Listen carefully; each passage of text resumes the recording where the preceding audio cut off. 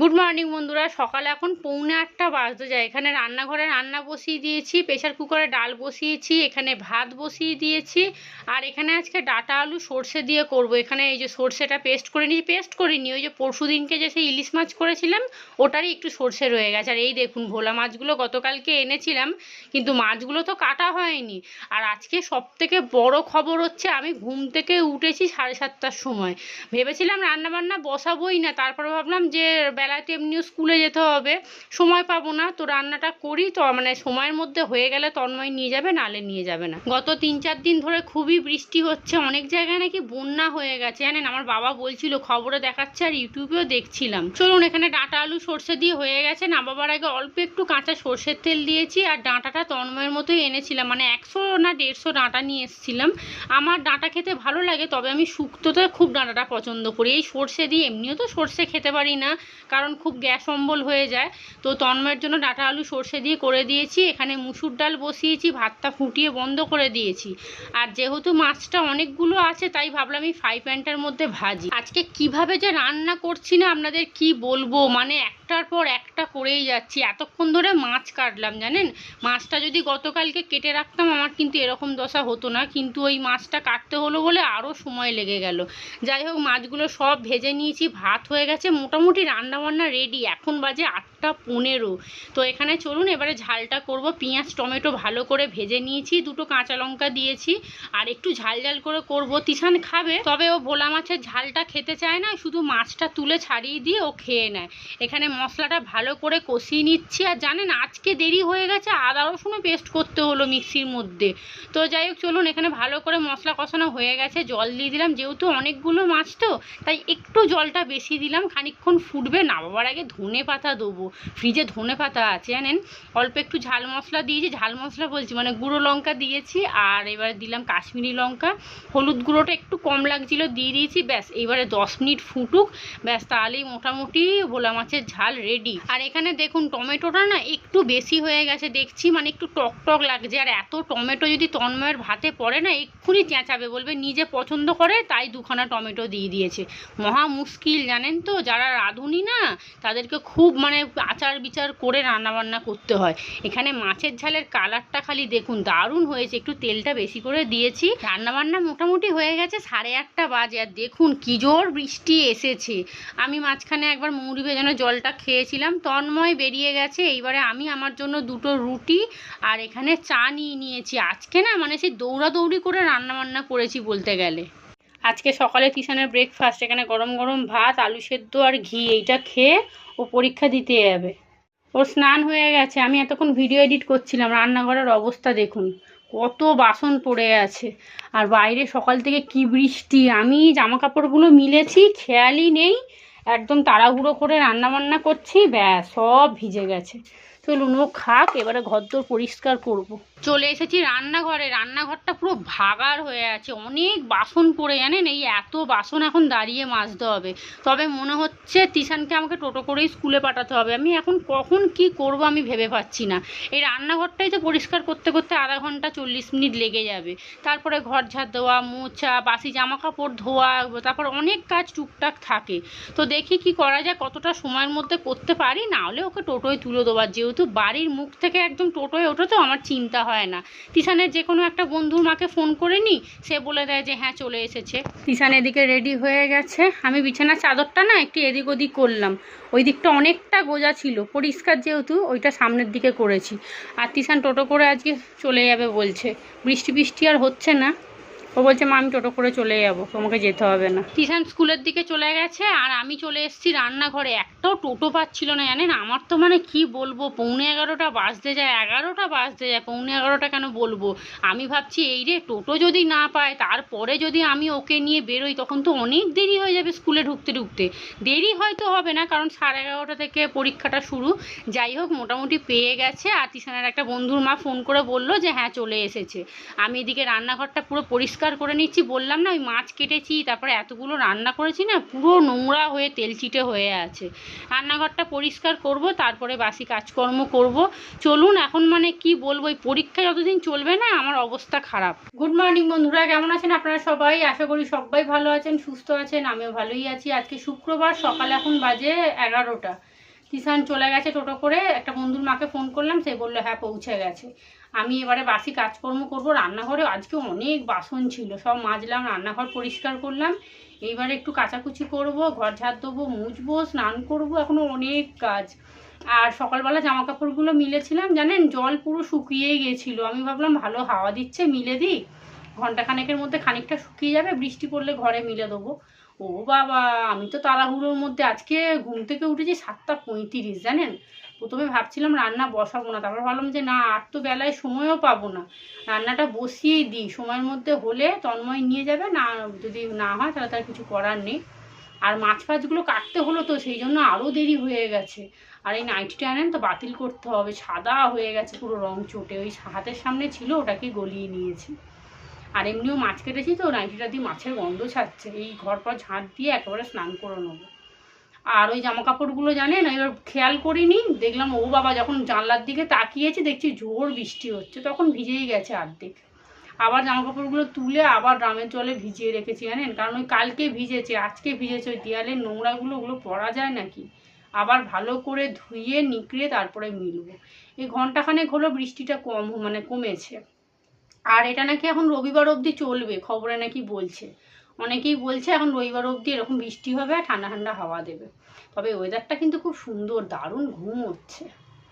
যাই হোক, চলুন, ব্রেকফাস্ট বলতে দুটো রুটি চা খেয়েছি, পেটটা এখন টাইট আছে। যদি খিদে পায় তাহলে একটু ছাতু মুড়ি খাবো, আর না হলে কিছুই খাবো না।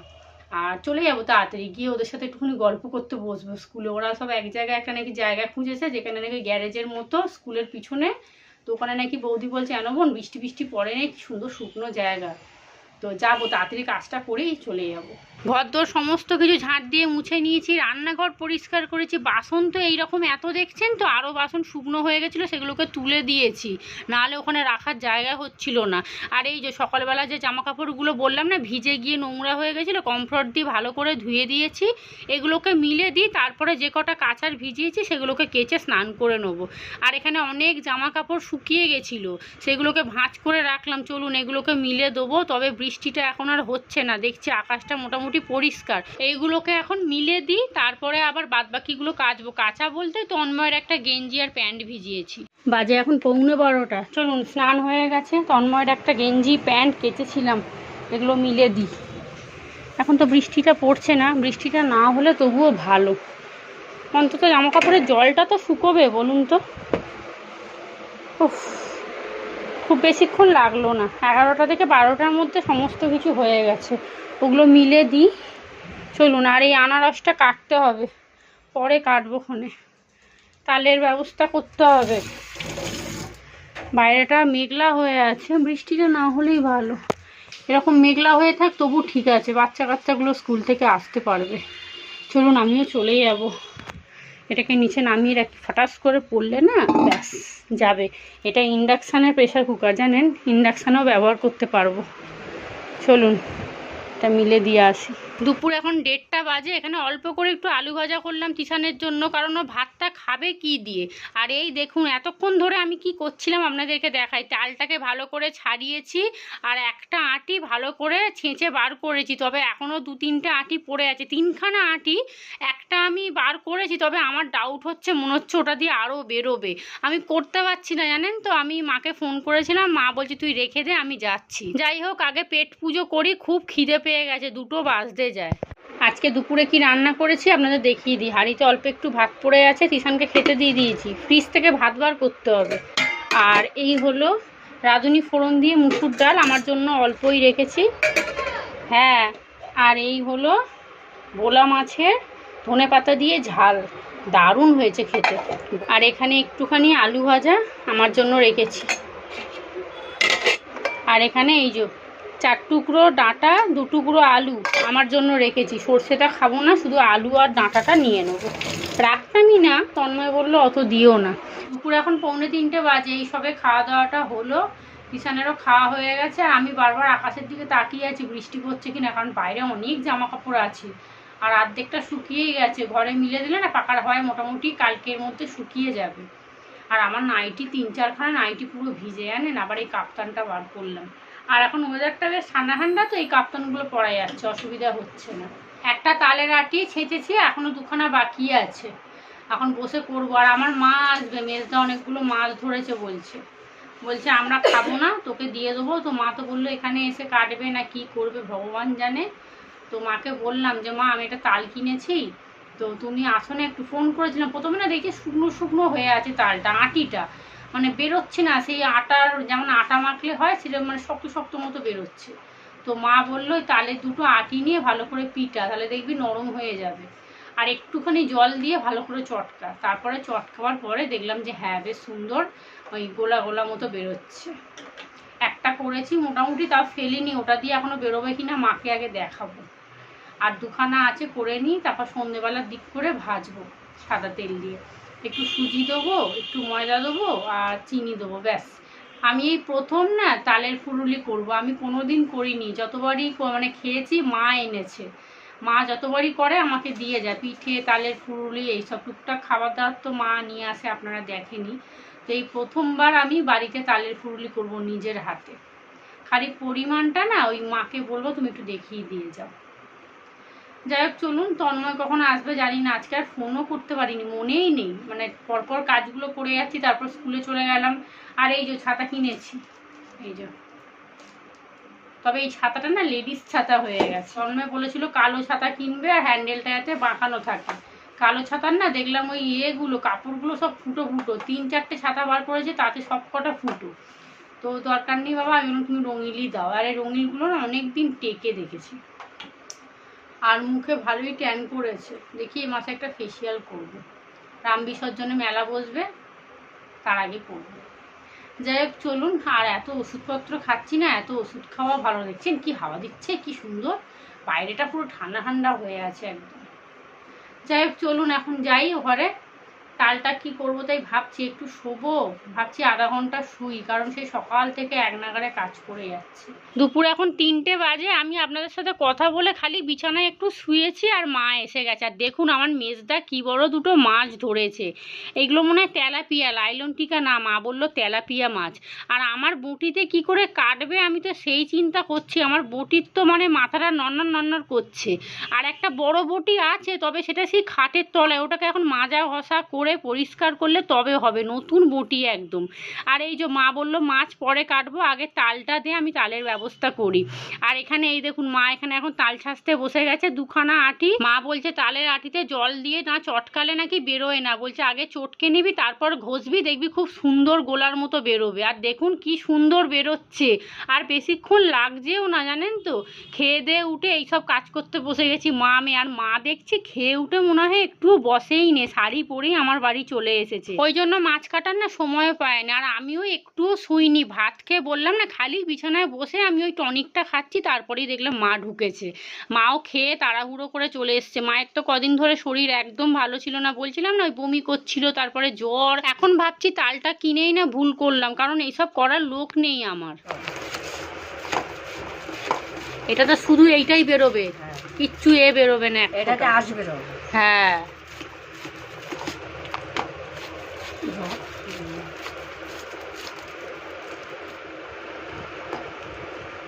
আর খুব তাড়াতাড়ি হয় গো মা, একদম ভিতর থেকে ছেঁচে বেরিয়ে যাবে।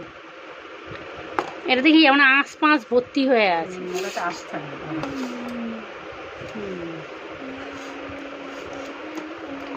মা ওই ঘষাটা দিয়ে মোটে করতে পারছে না, মা বলছে ধুর আমার ওই চুবড়িতে ঘষে ঘষে অভ্যাস হয়ে গেছে, আর নালে হাতা দিয়ে আমি চেঁচে বার করি, আর স্লিপ খেয়ে যাচ্ছে। মায়ের অভ্যাস নেই তো। ওইটা আমি কিনেছিলাম ওই আলুর চিপস করব বলে, আজ পর্যন্ত কোনোদিন করিনি, ওই নতুন কিনে রাখাই ছিল। তবে জানেন তালটা কিন্তু খুব সুন্দর মানে ছেঁচে বেরোচ্ছে দেখলাম, একদম আটা গোলার মতো। মা জল দিয়ে চটকে দিল, আমি থালাটা ধরলাম, সুন্দর হয়ে গেছে, ভালোই হয়েছে। আমার ওই তাল ছাঁচার জন্য আলাদা করে চুবড়ি কিনতে হবে না। তো মা বলছে ধার আছে কিন্তু আমাদের যেহেতু করে অভ্যাস নেই তো আমার ভালো লাগছে না। মানে তাল পর্ব শেষ হয়েছে, এইবারে মাছ পর্ব শুরু হয়েছে। একটা মাছ কেটেছে আর মা যা হাসছে আমার এই বঁটি দেখে, বলছে ওরে বাপরে, আমি জানলে তো ঘর থেকে মাছগুলো কেটেই আনতাম। বঁটিটা কি বলুন তো, মাথাটা না নড়ছে, অনেক দিন হয়ে গেল। এই বঁটিটা আমি ঘর ভাড়ায় কিনেছিলাম 150 টাকা দিয়ে। আর আমার শাশুড়ি মা একটা ওই রাম বিসর্জনে বঁটি কিনেছে, ওটা ওই কত 200 না 250 টাকা দিয়ে, অনেক বড় জানেন তো। আমাদের ছোট সংসার, অত বড় বঁটি কি হবে বলুন তো। আমার মা একদম মাছ কাটতে পারছে না জানেন তো। আর সব থেকে বড় কথা, আমার খুব ভয় লাগছে যদি হট করে একটুখানি স্লিপ খেয়ে যায় না। তার উপরে ছাইটাই তো কিচ্ছু নেই, একটুখানি নুন দিয়েছি, নুন দিতে আরও হরহর করছে। এই দেখুন কোনো রকম করে কাঁটাটা কেটেছে। মা বলছে এই মাছের মেন কি বলতো, ওই কাঁটা কাটা যায় না একদম সাইডে। বটির মাথাটা ভালো করে চেপে আমি একটু ধরছি, মা বলছে তুই ধর, এত নড়ছে না মানে ফট করে কাত হয়ে ভেঙে না যায়। যাই হোক চলুন, মাছটা তো কেটেছে, এইবারে এই এত বড় মাথাটা কাটবে কি করে, মাথাও কাটা যাচ্ছে না। মাকে বলছি ছেড়ে দাও, ওই গোটা মাথা আমি ভেজে দেবো কোনো। আর মেজদা বলেছে একটু সর্ষে দিয়ে করবি, আমাকে সকালবেলা ফোন করবি, আমি নিয়ে যাব। এই যে এখানে সব মাছ কাটা হয়ে গেছে। আর এই মাছগুলো জানেন আমাদের রামতলায় 200-250 টাকা কিলো, একটু ডিমও বেরিয়েছে। মা যতক্ষণ মাছ কাটছিল ততক্ষণ আমি বাসনগুলো সব মেজে নিয়েছি, খাওয়ার বাসন আর কি। আর এখনও বেসিনটা ফাঁকা করতে হবে, অনেকগুলো বাসন পড়ে গেছে মাছের, ওগুলো ধুয়ে মেজে তারপরে মাছ ধোবো। আর তালটাও রেডি হয়ে গেছে। এই যে রান্নাঘর পুরো পরিষ্কার করলাম, মোছামুছি করলাম। বাবা দুপুর থেকে জানেন তো আমার কোমর পুরো ধরে গেছে একদম। আর বিশেষ করে মায়েরও খুব কষ্ট হয়েছে, কারণ শরীরটা খারাপ তো। তালটা নিয়ে এসে জানেন তো আমি না বিপদে পড়ে গেছি। আর আজকে সকাল থেকে এক ফোঁটা বৃষ্টি হয়নি, অত জামা কাপড় বাইরে মিলেছি, সমস্ত মোটামুটি শুকিয়ে গেছে। মাছ টাছ কাটা হয়ে যাওয়ার পরে ঘন্টাখানেক আমরা মা আমি একটু শুয়েছিলাম, আবার রান্নাঘরে এসেছি আমি, একটু পাঁপড় ভাজছি আর চা বসিয়েছি। সন্ধে এখন 6টা বাজতে যায়, এবারে তালের ফুরুলিগুলো ভাজবো। আর মায়েরও কোমরে যন্ত্রণা করছে, মা আবার জানেন রেশন তুলতে গিয়ে দোকানে নাকি পড়ে গেছে, কি অবস্থা ভাবুন তো, কোমর নাকি যন্ত্রণায় বিষ হয়ে গেছে। আমার ঘরে একটু ভলিনি স্প্রে ছিল, ওই স্প্রে দিয়ে ঘন্টাখানেক শুয়েছিল, তবে এখন বলছে একটু কমেছে। আর পড়েছে নাকি পুরো রাস্তায় জানেন, ওরে বাপরে, বলছে আরও জোরে পড়তাম, ওই আমার বাবার নাকি হাতটা নাকি ধরে নিয়েছিল, স্লিপ খেয়ে গেছে আসলে। মাকেও বলিহারি বলুন তো, হ্যাঁ এখন শরীর খারাপ, কি দরকার রেশন দোকানে রেশন আনতে যাওয়ার। যাই হোক চলুন, ওদের সংসার, ওরা বুঝুক কে কী করবে না করবে। এখানে আমি এখন তালের ফুরুলিটা করব। এখানে ব্যাটারটা রেডি করে নিচ্ছি। ময়দা দিয়েছি 1 বাটি, 1 বাটি সুজি দিয়েছি, আর দিয়েছি 1 বাটির মতো চিনি। এবার এটাকে ভালো করে ফাটাবো। মা বললো যত ভালো করে ফাটাবি সুন্দর নাকি ফুলবে আর নরম তুলতুল করবে। আর মা বলছিল আমি করে দিচ্ছি, তবে কি বলুন তো এতক্ষণ ধরে ওই মাছ কেটেছে, তারপরে তালগুলোকে ছাঁচলো, ওই জন্য আমি বললাম না দরকার নেই, তুমি আমাকে বলে দাও আমি করে নিচ্ছি। তো পিছন থেকে মা সব বলছে আর আমি করছি, মোটামুটি হয়ে গেছে। তবে বললো ময়দাটা নাকি আরেকটু লাগবে। এখানে গরম তেলের মধ্যে দিয়ে দিয়েছি, আর আরেকটু ছোট ছোট করব, তাল ফুলুরি তো একটু ছোট ছোটই ভালো লাগে। আর এই দেখুন হয়ে গেছে, তবে আমার হাতে কিন্তু এগুলো হয়নি, মাকেই নামতে হয়েছে বিছানা থেকে। আমি করতে পারিনি, আপনাদেরকে দেখাবো। আমি প্রথম কটা করেছিলাম পুরো একদম কালো কুচকুচ করছে, ময়দাটা কম হয়ে গেছিলো জানেন তো। আসলে মা হাতে করে দেখেনি তো চিটচিট করছে কিনা, মা আবার হাতে করে গুলে দেখলো, তারপরে বললো যে আরও ময়দা লাগবে, কড়ার মধ্যে লেগে যাচ্ছিল। আর এখানে দেখুন মা চলে গেছে, আর মা বলে দিয়ে গেল কি করে কি করতে হবে। আর এই দেখুন আমার হাতে প্রথম তাল ফুরুরি বানিয়েছি, দেখছেন কি অবস্থা। আর ময়দাটা কম হয়েছিল বলে না কড়াই লেগে যাচ্ছিল, এরকম কালো হয়ে গেছে। মা আবার ময়দা দিয়ে ব্যাটারটাকে ভালো করে করে দিয়ে গেছে, আর এখন আমি ভাজছি। তবে আমি এইবারে সব কিছু দেখে নিয়েছি, এরপর যখন তাল নিয়ে আসবো মাকে আর ডাকতে হবে না, আমি নিজেই সব করে নিতে পারবো। আর এখানে তন্ময় চলে এসছে, আসার সময় এই যে আমার জন্য একটু মিষ্টি নিয়ে এসছে। এই মিষ্টিটা আমার খেতে ভীষণ ভালো লাগে, সুগার ফ্রি মিষ্টি এটা। তিশান একটা নিয়েছে, ওদের জন্য মিষ্টি নিয়ে এসছে, কিন্তু আমার থেকেও তো নিতে হবে না। চলুন এখন মিষ্টিটা রেখে দিয়ে, আজকে আর খাবো না, কারণ ওই তাল ফুলুরি খেয়েছি তো, ও বাবা সব একবারে হজম করতে পারবো না। আর এখানে এই যে মাছগুলোকে ঢোকাবো, কিন্তু সকালবেলা যেহেতু রান্না করবো না তাই নর্মালি রেখে দিয়েছি। আর রাতে রান্না বান্না বলতে শুধু আলু সেদ্ধ ভাত ঘি দিয়ে খাবো, আর কিচ্ছু করব না। তো চলুন ব্লগটা এখানেই শেষ করি। আপনারা সবাই ভালো থাকবেন, সুস্থ থাকবেন, সাবধানে থাকবেন। আজকের মতো সবাইকে টাটা।